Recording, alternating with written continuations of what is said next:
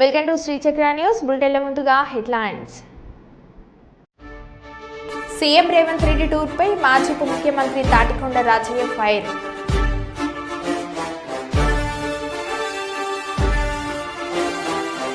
ప్రతి నియోజకవర్గంలో 3500 ఇందిరమ్మ ఇళ్ల నిర్మాణం మంత్రి పొంగులేటి.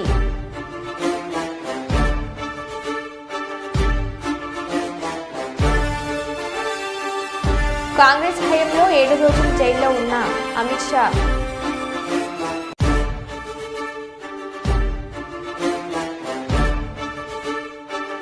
అనంతపురం శ్రీ సత్యసాయి జిల్లా కదిరిలో దారి తప్పిన మహిళా డిగ్రీ కళాశాల ప్రిన్సిపల్.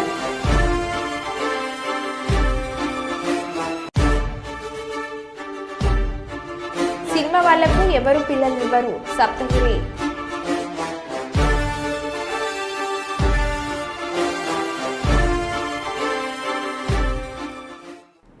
ఇక వివరాల్లోకి వెళ్తే, జర్నలిస్టు ముసుగులో అసత్య ప్రచారం చేసే వారికి అసెంబ్లీ వేదికగా స్వీట్ వార్నింగ్ ఇచ్చిన తెలంగాణ సీఎం రేవంత్ రెడ్డి. జర్నలిస్టు కాని వాళ్లను క్రిమినల్ కిందకే చూస్తామని అంటున్న సీఎం రేవంత్ రెడ్డి.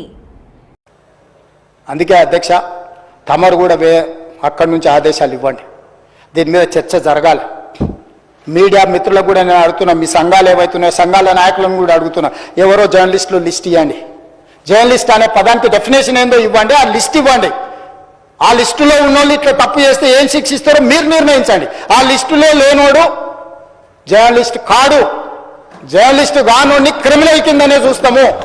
ఆ క్రిమినల్స్ని ఎట్లా జవాబు చెప్పాలనో గట్లనే చెప్తాం. ముసుగేసుకొని వస్తే ముసుగు ఊడవికి బట్టలు గుడ్డలు ఊడదీసి కొడతా అని చెప్తున్నా. నేను తమాషా చేయొద్దు. నేను కూడా మనిషిని, నాకు చీమునెత్తురుంది. అన్నిటికీ బరాయించుకుంటే తప్పులని అన్నిటిని మోసుకుంటే ఏదో కుర్చీలు ఉన్నా కాబట్టి ఊరుకుంటా అని ఏమన్నా ఏషాలు ఏదలుచుకోరాం. అన్ని చట్టపరంగానే చేస్తా. చట్టాన్ని పరిధిని ఏం దాటను. ప్రతిదానికి ఒక శిక్ష, ఒక విధానం ఉంది. ఏది కూడా పరిధి దాటను, ఎందుకంటే నేను ముఖ్యమంత్రిని. చట్ట పరిధిలోనే అన్ని శిక్షలు ఉంటాయి. జర్నలిస్టులకు కూడా నా సూచన, ఎవరు జర్నలిస్ట్. అనంతపురం శ్రీ సత్యసాయి జిల్లా కదిరిలో దారి తప్పిన మహిళా డిగ్రీ కళాశాల ప్రిన్సిపల్. హోలీ పండుగ ముసుగులో విద్యార్థులతో అసభ్య ప్రవర్తన. అమృతవల్లి మహిళా కాలేజ్ ప్రిన్సిపల్ ప్రవర్తనపై స్థానికులు ఆక్షేపణ. కళాశాలకు సెలవులు అయినప్పటికీ విద్యార్థినులను పిలిపించి ప్రిన్సిపల్ విద్యార్థులతో అసభ్యంగా ప్రవర్తిస్తున్న వీడియో సోషల్ మీడియాలో వైరల్. ఎవరు తీసుకున్నారో ఏమో అని అదే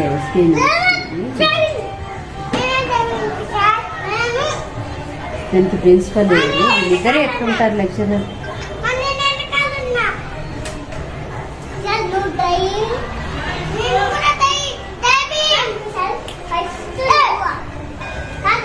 ఇంకో డాన్స్ చూస్తాను, చేయని చూసాక ఇంకో డాన్స్ వస్తుంది. ఎన్ని చపాతీలు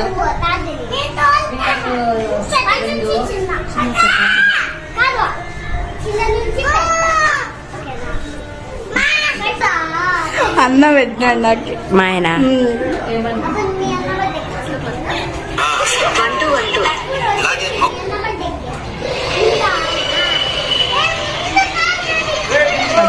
చూస్తాను, అదే అదే అదే దోయిడా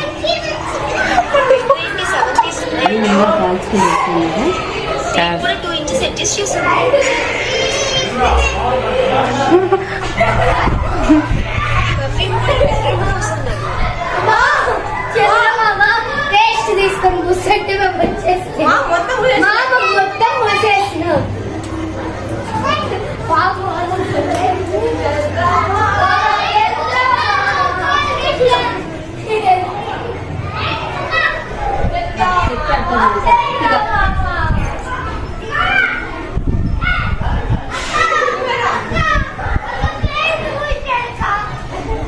మమ్మీ నీళ్ళు పేస్ట్ నీళ్ళు పేస్ట్ పెట్టేసాడు.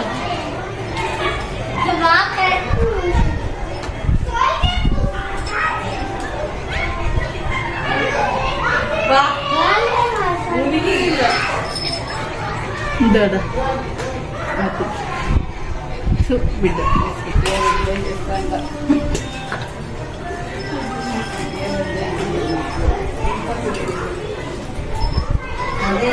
కాలేజ్ కలర్స్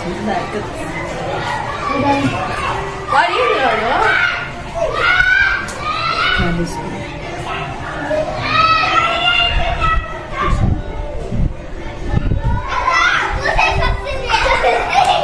చూపించుకోవాల్సింది కదరా?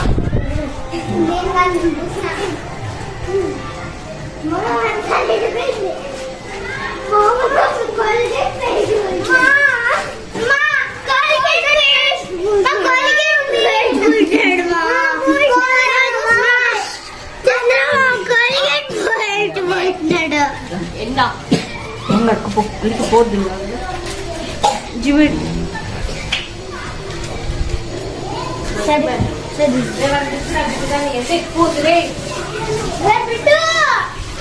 గమనింది అందరూ మనకాలు చూస్తారు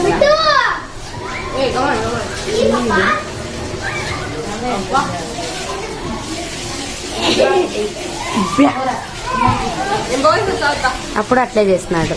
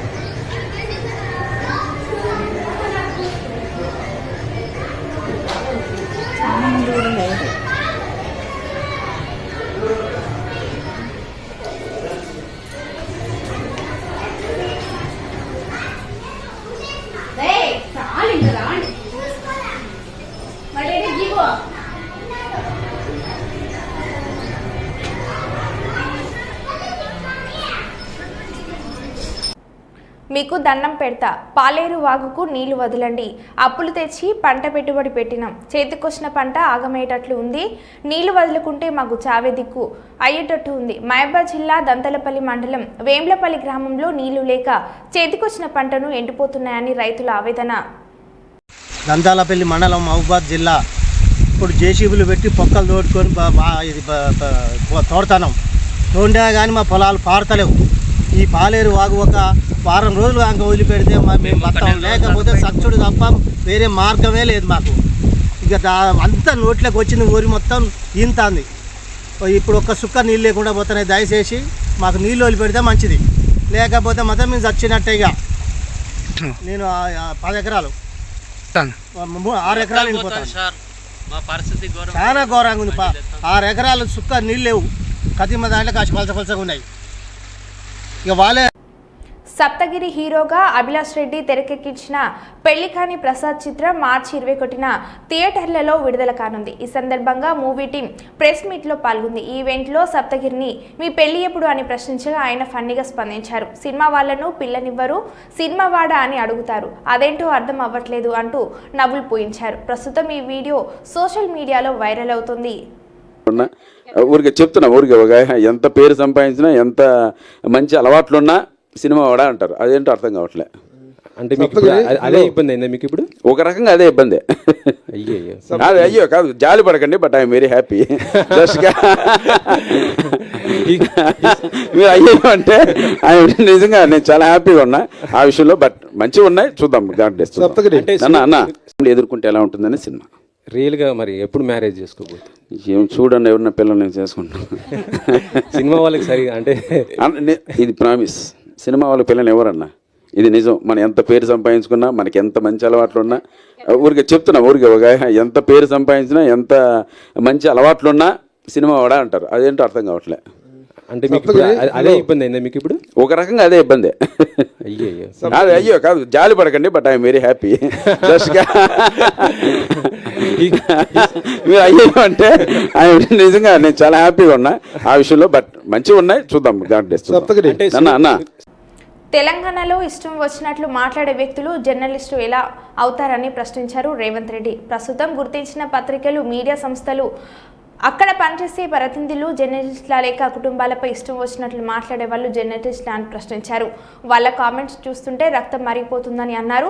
ప్రజా జీవితంలో ఉన్నాం కాబట్టి ఊరుకొని ఉంటున్నామని అన్నారు. లేకుంటే పరిస్థితి ఇంకోలా ఉంటుందని వార్నింగ్ ఇచ్చారు. గతంలో ఛానల్స్ ఏదో సైట్రింగ్ స్టోరీలు వేస్తే వాటిని ఆ ఛానల్స్ కేసీఆర్ ఏడాది పాటు బ్యాన్ చేశారని గుర్తు చేశారు. అలాంటిది తాము ఎవరిని ఏమీ అనడం లేదని తెలిపారు. కానీ జర్నలిజం ముసుగులో కొందరు వ్యక్తిగత ఆరోపణలు చేస్తున్నారని, వాటిని చూస్తే రక్తం మరిగిపోతుందని అన్నారు. అసలు జర్నలిస్టులు అంటే ఎవరు ఎలా గుర్తింపు వచ్చింది ఎవరిని అని ప్రశ్నించారు. జర్నలిస్టు ముసుగులో చేసే కామెంట్స్ పై అందరూ స్పందించాల్సిన అవసరం ఉందని అన్నారు. దీనికి కొన్ని రెగ్యులేషన్స్ రావాల్సిన అవసరం ఉందన్నారు. ఇదో విష సంస్కృతిలా మారిపోతుందని ఆందోళన వ్యక్తం చేశారు. ఏది కూడా పరిధి దాటను, ఎందుకంటే నేను ముఖ్యమంత్రిని. చట్ట పరిధిలోనే అన్ని శిక్షలు ఉంటాయి. జర్నలిస్టులకు కూడా నా సూచన, ఎవరు జర్నలిస్ట్. అస్సాంలోని డేర్గావ్లో లచిత్ బార్ఫుకన్ పోలీస్ అకాడమీ ప్రారంభోత్సవం సందర్భంగా శనివారం తన విద్యార్థి జీవితాన్ని అమిత్ షా గుర్తు చేసుకున్నారు. అస్సాంలో హితేశ్వర్ సైకియా ముఖ్యమంత్రిగా ఉన్నప్పుడు ప్రధాని ఇందిరాగాంధీకి వ్యతిరేకంగా విద్యార్థులంతా కలిసి ఆందోళన నిర్వహించామని అన్నారు. అప్పట్లో నన్ను 7 రోజుల పాటు జైల్లో పట్టారని తెలిపారు. నా పట్ల కఠినంగా వ్యవహరించారు, నాపై భౌతికంగా దాడి చేశారని కూడా అమిత్ షా అన్నారు. हम नारा लगाते थे, आसाम की गलियां सुनी है, इंदिरा गांधी खूनी है, और हम पर गुवाहाटी में डंडे लगाए थे. 7 दिन मैंने असम की जेल की रोटी भी खाई है. देश भर के लोग असम को बचाने के लिए यहां आए थे. वहां से लेकर असम ने लंबा आंदोलनों का दौर देखा है. असम की पुलिस अन्य राज्यों में ट्रेनिंग के लिए जाती थी. आज मैं असम सरकार को बधाई देना चाहता हूं. 8 साल में ऐसा परिवर्तन हुआ. ये लसित बरफुकन एकेडमी में 2000 पुलिसकर्मी गोवा और मणिपुर के ट्रेनिंग लिए हैं.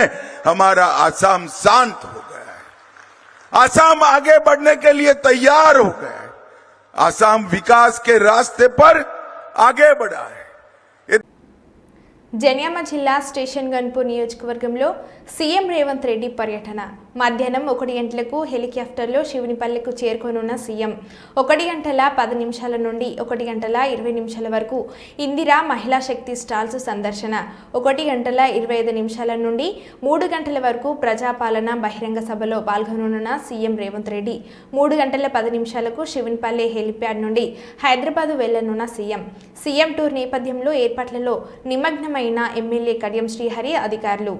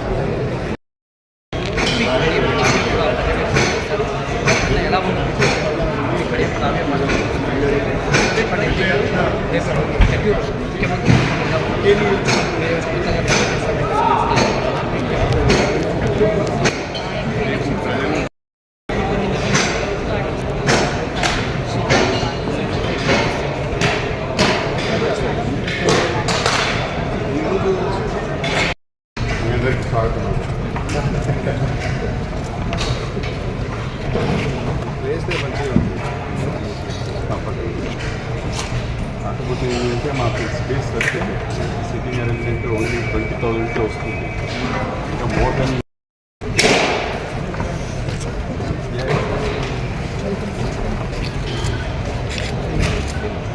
రావులు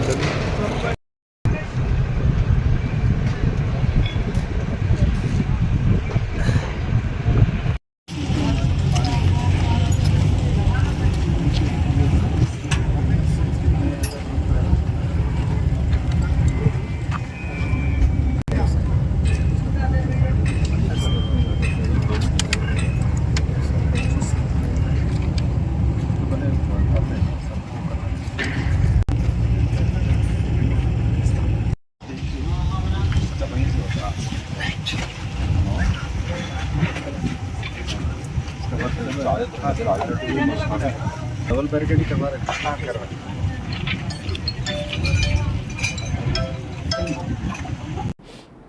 కుప్పం మున్సిపాలిటీలో టీబీ రోడ్డు వద్ద ఉర్దూ పాఠశాలలో కుప్పం మున్సిపాలిటీ కమిషనర్ అధ్యక్షతన ప్లాస్టిక్ను నిషేధిద్దాం, పర్యావరణాన్ని పరిరక్షించుకుందాం అనే కార్యక్రమాన్ని నిర్వహించడం జరిగింది. ఈ కార్యక్రమంలో పాల్గొన్న APS RTC vice chairman PS Muniratnam, Kuppam municipality అధ్యక్షుడు రాజ్ కుమార్, గోపీనాథ్, సత్యేంద్ర శేఖర్. ఈ కార్యక్రమంలో APS RTC vice chairman PS Muniratnam మాట్లాడుతూ ప్లాస్టిక్ను నిషేధిద్దాం ద్వారానే పర్యావరణాన్ని పరిరక్షించుకోవచ్చని అన్నారు. స్థానిక నాయకులు మరియు అధికారులతో కలిసి కాటన్ సంచులను కుప్పం మున్సిపాలిటీలోని ఉర్దూ పాఠశాల పిల్లలకు పంపిణీ. కాటన్ బ్యాగులను వినియోగించుకోవాలని ప్రజలకు సూచించిన APSRTC vice chairman PS Muniratnam ఈ కార్యక్రమంలో మున్సిపల్ తెలుగుదేశం పార్టీ నాయకులు మరియు కౌన్సిలర్లు, పాఠశాల ఉపాధ్యాయులు, మున్సిపాలిటీ సిబ్బంది తదితరులు పాల్గొన్నారు.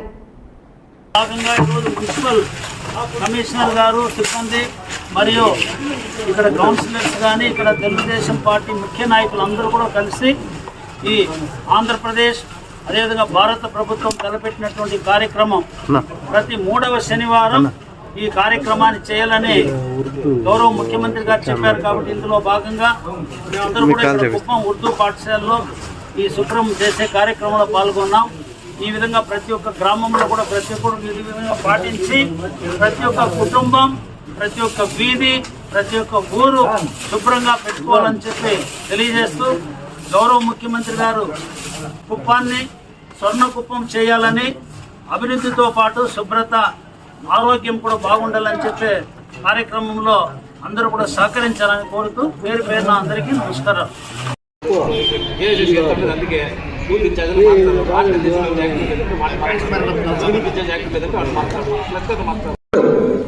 దేశమంతా కూడా మన ఊరు వైపు చూడాలా, స్వచ్ఛ కుప్ప వైపు చూడాలా. ఎందుకంటానంటే ఈ మాట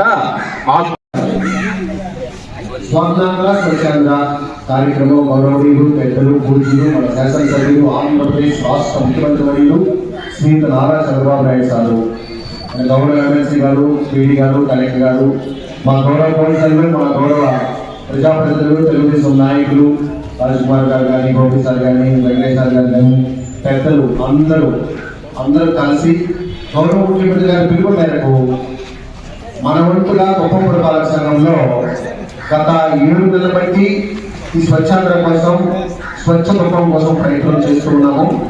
ఈ ప్రయత్నంలో గౌరవ ముఖ్యమంత్రి గారి ఆశయాలు నెరవేర్చడానికి మా యొక్క గౌరవ కౌన్సిలర్లు, మా యొక్క గౌరవ ప్రజాప్రతినిధులు, మా తోటి మిత్రులు, విలేకరులు, పత్రికా విలేకరులు, స్టేక్ హోల్డర్స్, నా శాలరీ వర్కర్స్, మేస్త్రులు, పురపాలక సంఘంలో ప్రజలు, స్టేక్ హోల్డర్స్, ఎన్జిఓస్ అందరూ సహకరిస్తున్నారు. వారందరికీ నిజంగా వారి సహకారం లేదు ఈరోజు ఈ స్వచ్ఛ కుప్పం సాధ్యం కాదు. గౌరవ ముఖ్యమంత్రి గారి ఆశయం రాష్ట్రాన్ని స్వచ్ఛంగా చేయాలన్నారు. వారి యొక్క నియోజకవర్గం, వారి యొక్క ఆశయాన్ని ఈ నియోజకవర్గం ప్రారంభించవలసిన బాధ్యత ఇక్కడ కూర్చున్న నాయకులందరి మీద, నా మీద, నా స్టేక్ హోల్డర్స్, నా యొక్క వర్గాల మీద ఉన్నది. అందరూ కలిసి చేస్తున్నారు. ఈ రోజు స్వచ్ఛ కుప్పం 100% చేరిపోయాము. ఇంకొక 10% ఉన్నది. అంత బాగుందా నేను ఒప్పుకుని దానికి కూడా ప్రయత్నం చేస్తున్నాము. గౌరవ ముఖ్యమంత్రి గారి ఆశయాలు రాష్ట్రానికి దగ్గరగా వెళ్తున్నాము. తర్వాత ఈ స్వచ్ఛాంధ్ర స్వర్ణాల గురించి ఒకే ఒక విషయం చెప్తాను. స్వచ్ఛాంధ్ర డబ్బులతో పనిలేని వ్యవహారం. ప్రజలందరూ అవగాహనతో వాళ్ళ ఇంట్లో ఉత్పత్తి అయ్యే చెత్త పురపాలక సంఘ వాహనానికి హ్యాండ్ ఓవర్ చేస్తే అది స్వచ్ఛాంధ్ర. ఒక్క రూపాయి ప్రజలకు కానీ ప్రభుత్వం కానీ మున్సిపల్ కమిషనర్ గారు కానీ ఎవరు ఖర్చు పెట్టవాలి. స్వర్ణాంధ్ర అంటే దాని ఖర్చు ఉంది. స్వర్ణాంధ్ర అంటే ఏంటి? ఒక బిల్డింగ్ కట్టడం, డిగ్రీషన్, ఒక పార్క్ ఏర్పాటు చేయడం, డ్రైన్స్ అన్ని కూడా కట్టడం. జనగామ జిల్లా సీఎం టూర్తో స్టేషన్ గన్పూర్లో టెన్షన్. తాటికొండ రాజయ్యను హౌస్ అరెస్ట్ చేసిన పోలీసులు. సీఎం రేవంత్ రెడ్డి టూర్పై మాజీ ఉప ముఖ్యమంత్రి తాటికొండ రాజయ్య ఫైర్.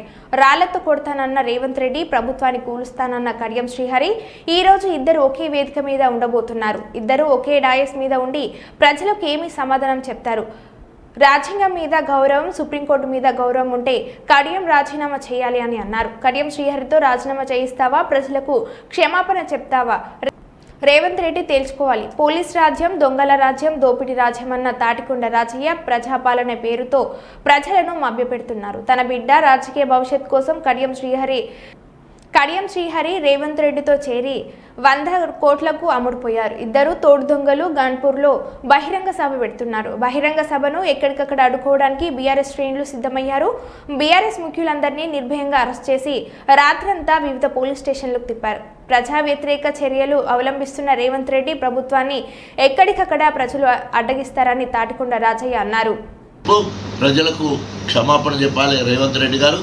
ఎందుకంటే కడియంతో రాజీనామా చేస్తావా లేదా ప్రజలకు క్షమాపణ చెప్తావా తేల్చుకోవాల్సిందిగా డిమాండ్ చేస్తూ ఉన్నాం. అయినా కూడా బీఆర్ఎస్ శ్రేణులు మొత్తం కూడా నీ సభ నిండుతూ ఉన్నారు. తప్పకుండా నువ్వు మరి నీ సమాధానాన్ని బట్టి మా కార్యకర్తలు రియాక్ట్ అవుతారు. తూతూ మంత్రంగా వచ్చి ఏదో 800 కోట్లు ఇస్తామని చెప్పేసి మాయమాటలు చెప్తున్నావు. మసిపూసి మాయలడికాయ చేస్తూ ఉన్నావు. ఆలి లేదు, సూలి లేదు, కొడుకు పేరు సోమలింగం అన్నట్టు ఏ పని చేయలేదు. ఒక ప్రొసీడింగ్ లేదు, ఓ టెండర్ లేదు. మొత్తం ఉట్టినే అడ్మినిస్ట్రేటివ్ శాంక్షన్ తీసుకొచ్చి ఈరోజు శిలాపలకాలు వేసి అక్కడక్కడే భయపడి ప్రజల్లోకి రాకుండా మొత్తం ఊరు బయట అక్కడే సభ, అక్కడే వెళ్ళిపోయాడు. అక్కడే 20,000 మందికి కుర్చీలు వేసిన 10,000 మంది కూడా వచ్చే పరిస్థితి లేదు. ఆ 10,000 సగం మంది కూడా కాంగ్రెస్ ప్రభుత్వ బాధితులే ఉంటారు. ఆశపడి భంగపడ్డ లబ్ధిదారులు ఉంటారు. కాబట్టి ఇప్పటికైనా ఏ హామీలు అయితే ఇచ్చినావో ఇప్పటికైనా ఇష్టం ఉన్న దేవుళ్ళ మీద ఒట్టేయకుండా, అదేవిధంగా ప్రజలు ఇంకా మోసం చేయకుండా వెంటనే ఇప్పటికైనా నీ పద్ధతి మార్చుకో అని హెచ్చరిస్తూ వెంటనే కడియం శ్రీహరిని రాజీనామా చేయిస్తావా లేదా నువ్వు క్షమాపణ చెప్తావా తేల్చుకోవాలని చెప్పేసి హెచ్చరిస్తా ఉన్నాం. ఇదేమి రాజ్యం, పోలీసు రాజ్యం, దొంగల రాజ్యం, దోపిడీ రాజ్యం, నిరంకుశ రాజ్యం. ఈరోజు ప్రజాపాలన పేరుతోటి ప్రజలను మభ్యపెట్టి అనేక హామీలు ఇచ్చి ఏ ఒక్క హామీ నెరవేర్చకుండా ఈరోజు తగుదునమ్మా అని చెప్పేసి 15 నెలల కాలంలో గణపురం నియోజకవర్గంలో తట్ట మట్టి తీయలే, పైసా బిల్లు చెల్లించలే. వారు శాంక్షన్ చేసిన పనులకు పైసా బిల్లు చెల్లించలే. కానీ సిగ్గు శరం లేకుండా ఈరోజు మరి కడియం శ్రీహరి పార్టీ ఫిరాయించి ఈరోజు బీఆర్ఎస్ కార్యకర్తల చెమటతో గెలిచి బిడ్డ రాజకీయ భవిష్యత్తు కోసము రేవంత్ రెడ్డి సంఖలో జొర్రి 100 కోట్లకు అమ్ముడుపోయి మళ్ళీ ఇవాళ తగుదునమ్మా అని చెప్పేసి ఇద్దరు తోడు దొంగలు ఇవాళ గణపురంలో బహిరంగ సభ పెడుతున్నారట. బహిరంగ సభకు ఎక్కడికక్కడ బీఆర్ఎస్ శ్రేణులు అడ్డుకోవడానికి సిద్ధమయ్యారు. ఇప్పటికే నిర్బంధంగా మా క్యాడర్ను మొత్తం కూడా ప్రధాన ముఖ్యులందరినీ కూడా అరెస్ట్ చేసి రాత్రంతా వివిధ పోలీస్ స్టేషన్ ఆ రైతులు నిన్న నిలదీస్తారు. రైతు రుణమాఫీ ఏ ఊర్లో 100% అయిందో నువ్వు చెప్పాలి. ఆ ఊరికి పోదాం. ఏ ఒక్కసారి ఒక్క రైతుకు 30,000 కూడా పడని పరిస్థితి ఉంది. ఇంకో రైతుకు 50,000 పడని పరిస్థితి ఉంది. రుణమాఫీ కాలే.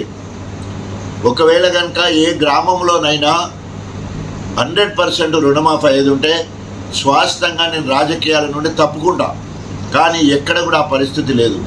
రైతు భరోసా పేరు మీద ఒక మండలంలో ఒక్క చిన్న గ్రామ పంచాయతీ తీసుకొని అక్కడ కూడా రేషన్ కార్డు ఇవ్వలే, ఇందిరమ్మ ఇల్లు ఇవ్వలే, రైతు భరోసా ఇవ్వలే, ఇందిరమ్మ ఆత్మీయ భరోసా ఇవ్వలేదు, తర్వాత అక్కడ రుణమాఫీ జరగలేదు. సో 5/5 హామీలు కూడా నెరవేరలే. 26 జనవరి అది కూడా పోయింది. సో ఈ రకంగా అట్టర్ ఫ్లాప్ గవర్నమెంట్ ఇప్పటికే 1,60,60,000 కోట్ల రూపాయలు మరి అప్పు తీసుకొచ్చి ఢిల్లీకి కప్పం గప్పడానికే ఆ పైసలు వాడినావు తప్ప ప్రజల సంక్షేమం కోసం ఒక్కడు కూడా చేయలేదు. అందుకనే ఈరోజు ప్రజలందరూ తిరగబడతా ఉన్నారు. మరో బులెటిన్లో మళ్ళీ కలుద్దాం. Stay tuned.